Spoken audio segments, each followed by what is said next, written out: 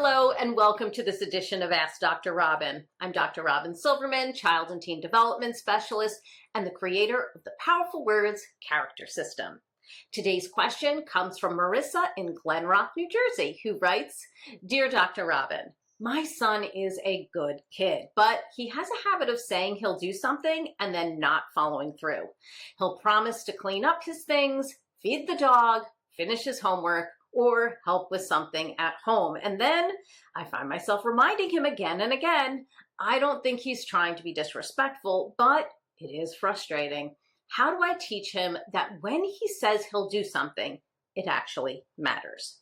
Well, thank you, Marissa. This is such an important question because commitment often starts in these everyday moments.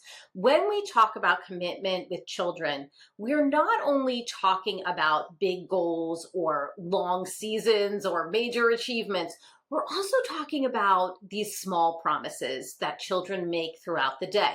I'll put my shoes away. I'll finish this after dinner. I'll feed the dog. I'll return that toy. I'll be ready in 5 minutes. These may feel small to adults, but they are actually powerful practice opportunities. Every time a child makes a promise and keeps it, they are learning. My words matter. My actions matter. Other people can count on me. Of course, children do not always follow through right away. Sometimes they forget. Sometimes they get distracted. Sometimes they say yes quickly because they just want the conversation to be over. Sometimes they fully intend to do that thing, but then something more fun shows up and pulls their attention away. That does not mean they're bad kids. It means that they are still learning how to connect their words to their actions. So what can we do?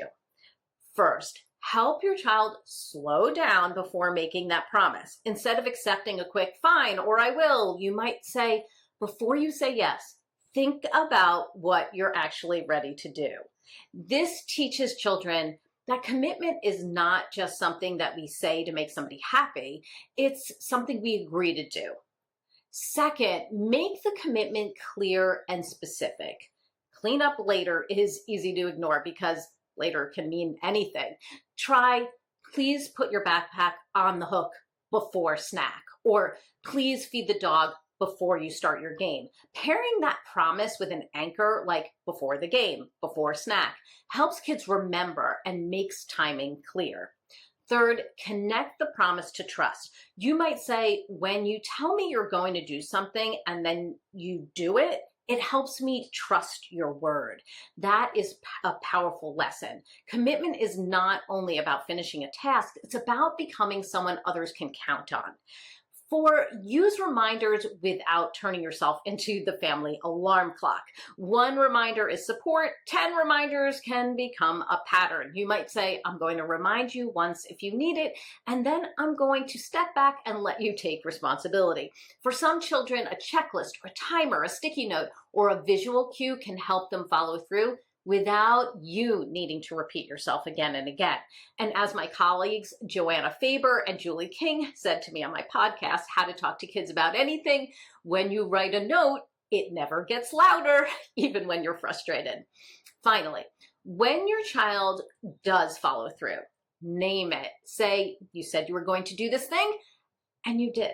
And that shows commitment. Or, I appreciate that I can count on you. Children need to hear that their follow-through is noticed. That's all for this edition of Ask Dr. Robyn. Keep sending in those questions. Yours might be featured next. And in the meantime, I hope you make it a very powerful month. Thank you, everyone.